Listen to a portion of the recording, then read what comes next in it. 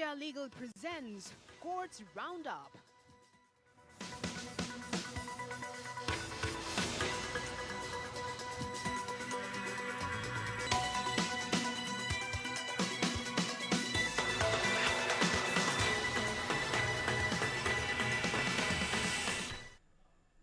नमस्कार, मैं हूं आपके साथ कुमार कुणाल धीरज। कोर्ट्स राउंडअप में आपका स्वागत है। इस बुलेटिन में अगले आधे घंटे हम आपको कोर्ट से जुड़े तमाम छोटी बड़ी खबरों से रूबरू करवाएंगे। कोर्ट की कार्यवाही और सुप्रीम कोर्ट से लेकर हाई कोर्ट और लोअर कोर्ट्स तक के फैसलों को आपके सामने रखेंगे। तो आइए शुरू करते हैं आज का courts roundup. India Legal presents Courts Roundup.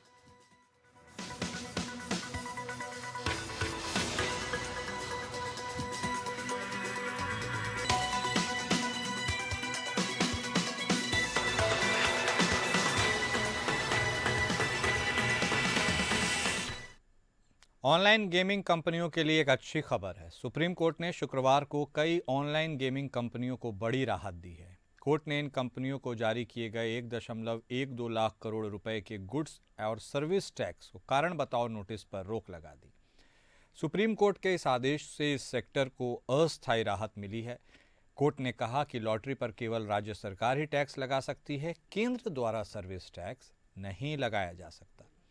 Supreme court ने अपने फैसले में केंद्र की उस याचिका को खारिज कर दिया है जिसमें दावा किया गया था कि वह सर्विस टैक्स लगाने का हकदार है। जस्टिस नागरत्ना की अध्यक्षता वाली बेंच ने सिक्किम हाई कोर्ट के उस आदेश को बरकरार रखा जिसमें कहा गया था कि लॉटरी सट्टेबाजी और जुआ की कैटेगरी में आती है, जो राज्य सूची की प्रविष्टि 62 है और केवल राज्य ही टैक्स लगा सकता है। 1 अक्टूबर 2023 को जीएसटी काउंसिल ने ऑनलाइन गेमिंग प्लेटफॉर्म पर लगाए जाने वाले सट्टों के पूरे फेस वैल्यू पर 28% टैक्स लगाया। इस टैक्स के तहत अगस्त 2017 से 1 अक्टूबर 2023 तक के ट्रांजैक्शन शामिल होंगे। गेमिंग कंपनियों ने इस फैसले को चुनौती दी जिसमें सकल गेमिंग राजस्व के आधार पर टैक्सेशन की वकालत की गई। उन्होंने तर्क दिया कि फुल फेस वैल्यू पर टैक्स लगाना सही नहीं है क्योंकि खिलाड़ी पहले से ही हर डिपॉजिट पर 28% जीएसटी के अंतर्गत आते हैं। दिसंबर 2023 तक ऑनलाइन गेमिंग कंपनियां 71 कारण बताओ नोटिस से जूझ रही थी, जिनमें उन पर 2022-23 और 23-24 के पहले 7 महीनों के लिए 1.12 लाख करोड़ रुपए की जीएसटी चोरी का आरोप लगाया गया था। सुप्रीम कोर्ट ने मामले के अंतिम निपटारे तक डीजीजीआई द्वारा जारी सभी कारण बताओ नोटिस के संबंध में आगे की सभी कार्यवाही पर रोक लगा दी। अभी इस कोर्ट तक मामले में कोई फैसला नहीं करती तब तक आगे कोई कार्रवाई नहीं की जाएगी। मामले की अगली सुनवाई के लिए कोर्ट ने 18 मार्च की तारीख तय की है। तब तक नोटिस से जुड़े सभी मामले स्थगित रहेंगे।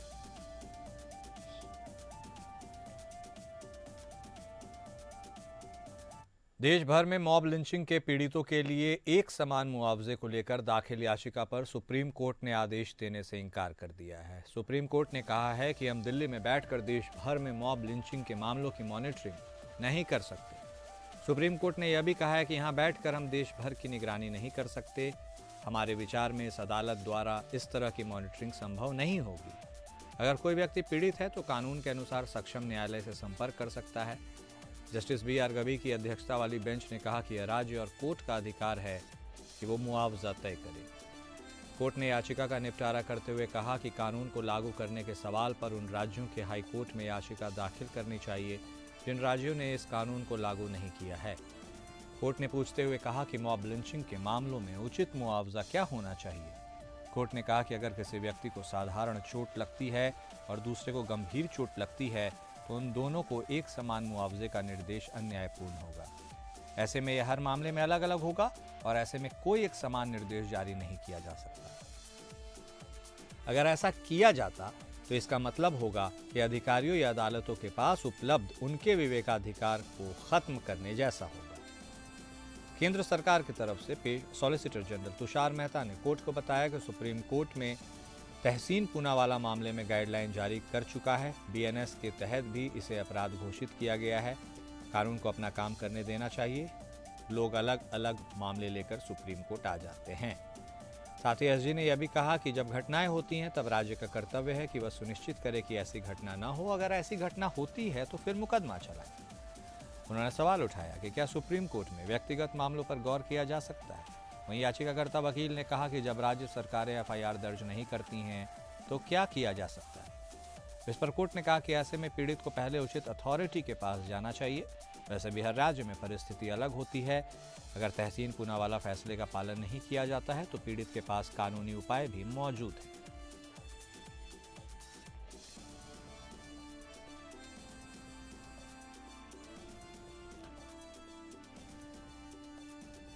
यूपी के पूर्व मंत्री आजम खान के बेटे अब्दुल्ला आजम खान की सजा के खिलाफ निचली अदालत में दाखिल अपील पर सुप्रीम कोर्ट ने आदेश जारी किया है। सुप्रीम कोर्ट ने निचली अदालत में सेशन कोर्ट से अपील पर 6 महीने में सुनवाई पूरी कर फैसला सुनाने को कहा। जस्टिस एम सुंदरेश की अध्यक्षता वाली बेंच में अब्दुल्ला आजम खान की ओर से पेश वकील कपिल सिब्बल ने कहा कि यह घटना जिस समय की बताई जा रही है उस समय मैं नाबालिग था और प्रदर्शन में भी शामिल नहीं था।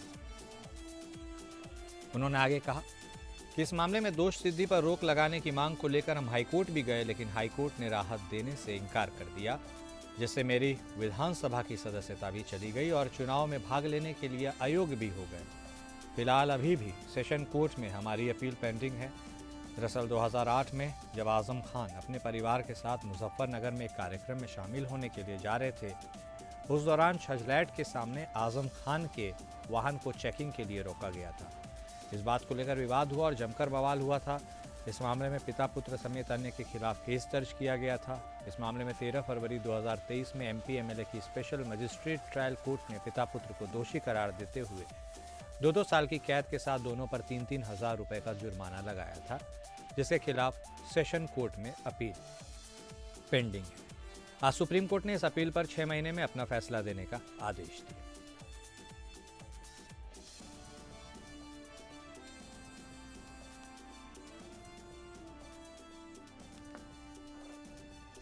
सुप्रीम कोर्ट ने आंध्र प्रदेश, दिल्ली और जम्मू कश्मीर के मुख्य सचिवों से कहा है कि वे 7 मार्च को वर्चुअल तरीके से पेश हों और बताएं कि उन्होंने भ्रामक चिकित्सा विज्ञापनों के खिलाफ कार्रवाई करने के लिए न्यायालय द्वारा पूर्व में पारित निर्देशों का अनुपालन क्यों नहीं किया। इंडियन मेडिकल एसोसिएशन द्वारा दायर एक रिट याचिका पर सुनवाई करते हुए अदालत ने उनसे यह भी बताने के लिए कहा है कि उन्होंने ड्रग्स एंड कॉस्मेटिक रूल्स के प्रवर्तन के संबंध में अदालत के पहले के आदेशों के संदर्भ में अपने हलफनामे क्यों नहीं दायर किए। खंडपीठ ने कहा, जहां तक आंध्र प्रदेश, दिल्ली, जम्मू कश्मीर और राज्यों की बात है तो हम पाते हैं कि इस न्यायालय द्वारा पारित आदेशों पर बमुश्किल ही कोई क्रियान्वयन हुआ है।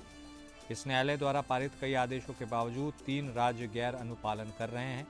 हम आंध्र प्रदेश, दिल्ली, गोवा, गुजरात और जम्मू कश्मीर राज्यों को नियम 170 के प्रवर्तन से संबंधित हलफनामे सहित और हलफनामे दाखिल करने का निर्देश देते हैं। उन्होंने आगे कहा कि हम इन राज्यों को जवाब दाखिल करने के लिए इस महीने के अंत तक का समय देते हैं।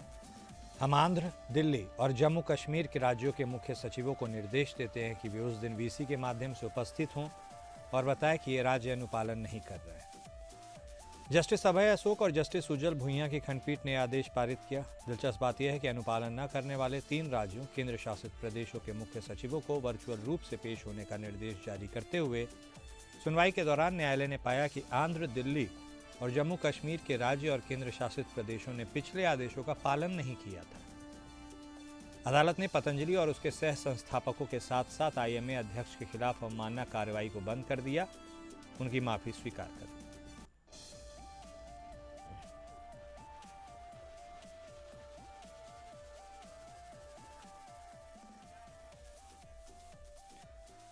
सुप्रीम कोर्ट ने माना कि संयुक्त और कई दायित्वों को पूरा करने वाला मौखिक अनुबंध आर्बिट्रेशन क्लॉज के दायरे में आता है।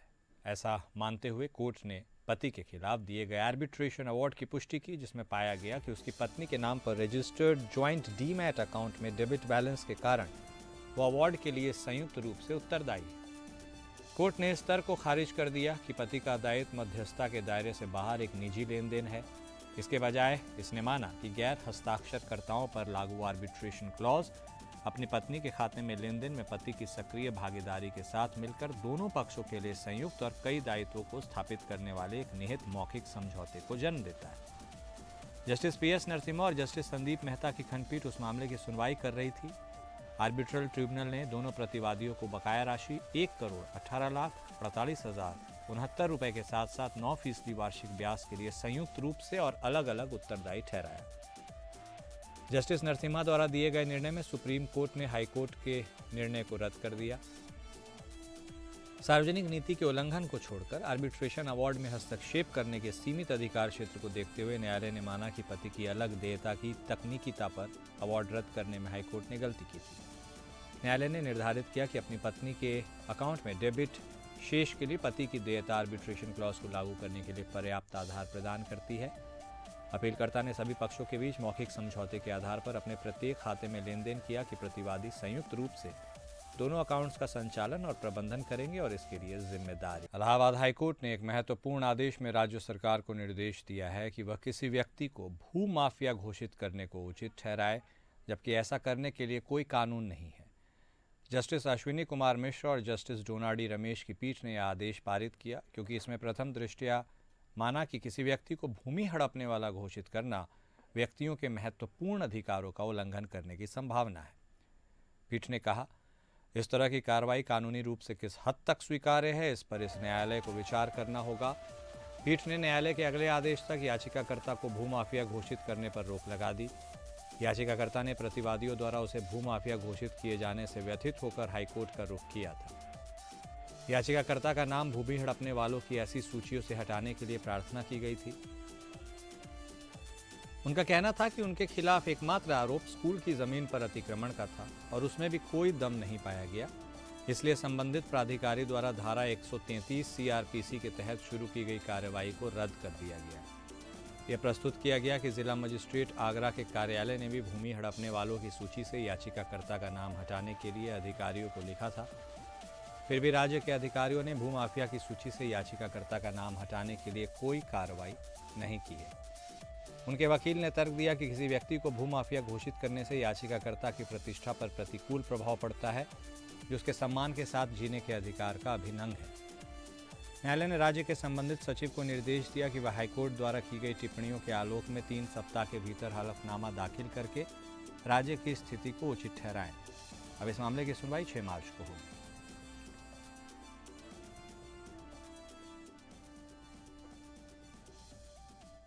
पंजाब एंड हरियाणा हाईकोर्ट ने कहा कि narcotics, drugs and psychotropic substance act के तहत अपराधों से जुड़े मामलों में जहां सज़ा 10 साल की है, आरोपी को आमतौर पर जमानत पर रिहा नहीं किया जाना चाहिए। जस्टिस मनीष बत्रा ने कहा, यह देखा गया है कि जमानत से इनकार करने से आरोपी को आपराधिक न्याय से भागने से रोका गया है। उस अतिरिक्त आपराधिक गतिविधि को रोककर समाज की रक्षा की गई। ऐसा माना जाता है कि अपराध जितना गंभीर होता है, फरार होने की संभावना उतनी ही गंभीर होती है।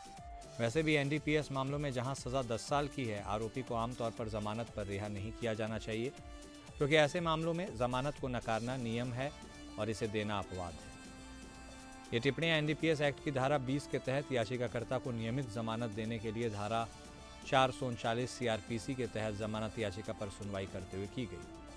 यह आरोप लगाया गया कि एसआई सुखविंदर सिंह के नेतृत्व में पुलिस दल को गुप्त सूचना मिली थी कि याचिकाकर्ता, जो नशीली दवाएं बेचने का आदी है, के पास 1 किलो 100 ग्राम चरस बरामद की गई। प्रस्तुतियां सुनने के बाद अदालत ने पाया कि कथित तौर पर छापे के दौरान याचिकाकर्ता द्वारा फेंकी गई पॉलीथीन की तलाशी लेने पर 1 किलो 100 ग्राम चरस बरामद की गई। अदालत ने याचिकाकर्ता के वकील की इस दलील को खारिज कर दिया कि एफएसएल रिपोर्ट में केवल यह कहा गया कि नमूने में टेट्राहाइड्रोकैनबोल और अन्य कैनाबिनॉइड पाए गए, लेकिन कोई प्रतिशत नहीं बताया गया। यह एक बहस का मुद्दा बन जाएगा कि बरामद किया गया प्रतिबंधित पदार्थ भांग, गांजा या चरस था। धर्मपाल सिंह बनाम पंजाब राज्य पर भरोसा करते हुए इस बात पर जोर दिया गया कि प्रतिबंधित पदार्थ के कब्जे के बारे में जानकारी मामले के तथ्यों और परिस्थितियों से ली जानी चाहिए। कई व्यक्तियों वाले सार्वजनिक परिवहन वाहन के मामले में सचेत कब्जे का मानक अलग होगा, जबकि निजी वाहन में कुछ व्यक्ति एक दूसरे को जानते होंगे।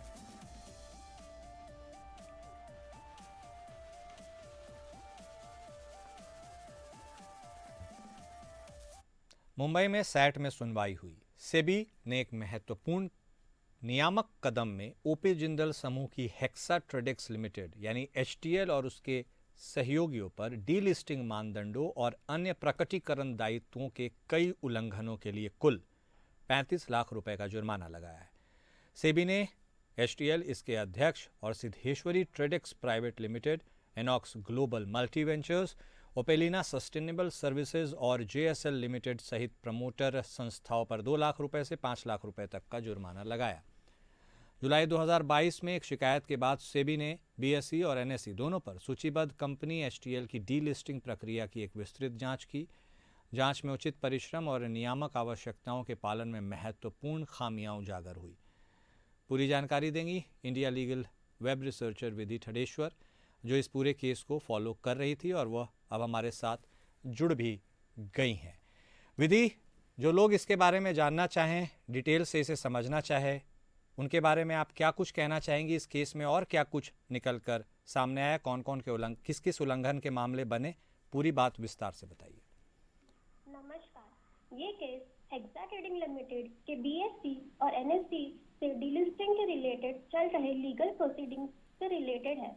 जुलाई 8, 2022 को सेबी ने एक कंप्लेंट के बाद कंपनी के डीलिस्टिंग प्रोसेस की जांच शुरू की। सेबी की इन्वेस्टिगेशन में सिक्योरिटी रेगुलेशन के कई वायलेशन सामने आए, जो डीलिस्टिंग प्रोसीजर और कॉर्पोरेट गवर्नेंस प्रैक्टिसेस दोनों से रिलेटेड थे। Specifically hexa trading limited SEBI delisting of equity shares regulation 2021 और SEBI listing obligations and disclosures requirements regulation 2015 का ब्रीच करते हुए पाए गए। यह वायलेशन डिस्क्लोजर रिक्वायरमेंट्स पूरे ना किए जाने, डीलिस्टिंग ऑफर के टाइम प्राइस डिस्कवरी प्रॉपरली ना होने और पार्टी ट्रांजैक्शन जो डीलिस्टिंग प्रोसेस को अफेक्ट करती है उसके रिलेटेड थे। इन फाइंडिंग्स के रिजल्ट में सेबी ने हेक्सा ट्रेडिंग लिमिटेड के ऑफिसर के बोर्ड मेंबर्स, डीलिस्टिंग में एक्वायर्स और कंपनी के कंप्लायंस ऑफिसर पर टोटल 35 लाख की पेनल्टी लगाई। हेक्सा ट्रेडिंग लिमिटेड ने बाद में सेबी के इस ऑर्डर के against securities appellate tribunal Mumbai में अपील फाइल की।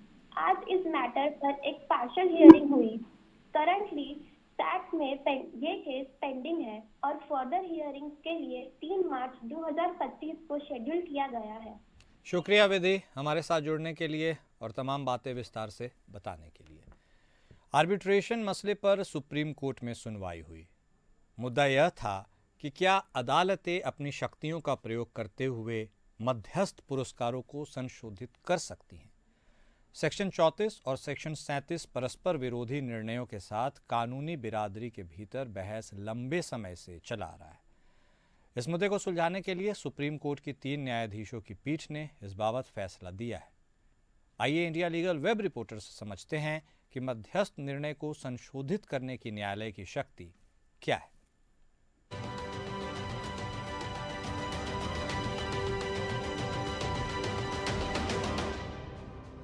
जो कोर्ट्स होते हैं, आपको क्या लगता है वो कोर्ट आर्बिट्रल अवार्ड्स को मॉडिफाई कर सकते हैं? तो एक आर्बिट्रल अवार्ड एक फाइनल और बाइंडिंग डिसीजन होता है जो कि एक सोल आर्बिट्रेटर या आर्बिट्रल ट्रिब्यूनल द्वारा दिया जाता है, जो किसी डिस्प्यूट को पूरी तरह या कुछ हिस्सा उसका रिजॉल्व करते हैं। Section 34 of the arbitration and conciliation act ये अलाउ करता है कि कोर्ट एक अवार्ड को सेट असाइड कर सकते हैं अगर प्रोसीजरल इरेगुलरिटीज, एक्सेस ज्यूरिडिक्शन या पब्लिक पॉलिसी वायलेशंस जैसे स्पेसिफिक ग्राउंड्स हो, लेकिन ये अवार्ड को मॉडिफाई करने का परमिशन नहीं देता।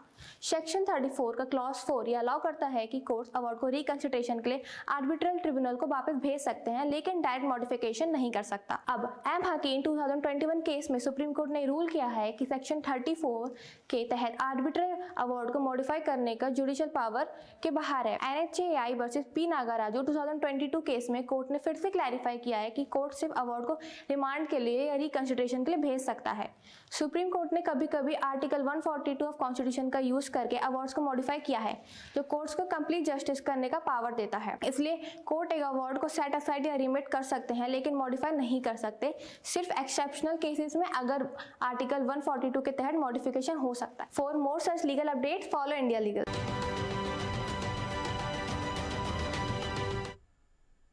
हिरासत के आधार पर हिरासत में लिए गए व्यक्ति को सूचित न करने के कारण गिरफ्तारी को अवैध घोषित करते हुए हरियाणा पुलिस के व्यवहार, उसे हथकड़ी लगाना और अस्पताल के बिस्तर पर जंजीर से बांधने से हैरान सुप्रीम कोर्ट ने राज्य को इस तरह की कार्रवाइयों को रोकने और अनुच्छेद 22 के साथ सख्त अनुपालन सुनिश्चित करने के लिए दिशा निर्देश जारी करने का आदेश दिया, अगर आवश्यक हो तो नियम संशोधन के साथ।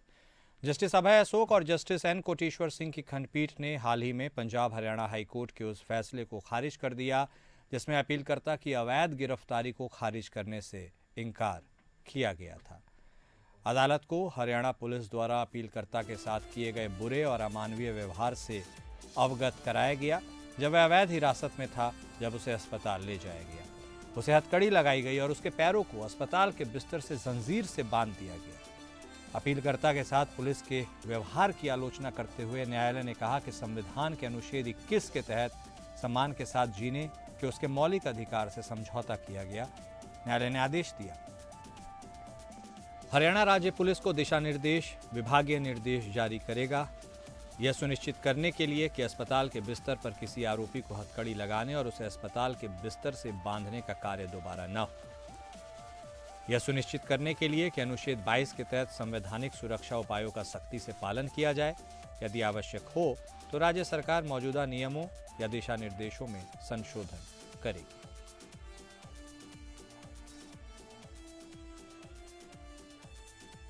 और कोर्ट्स राउंडअप में अभी के लिए बस इतना ही।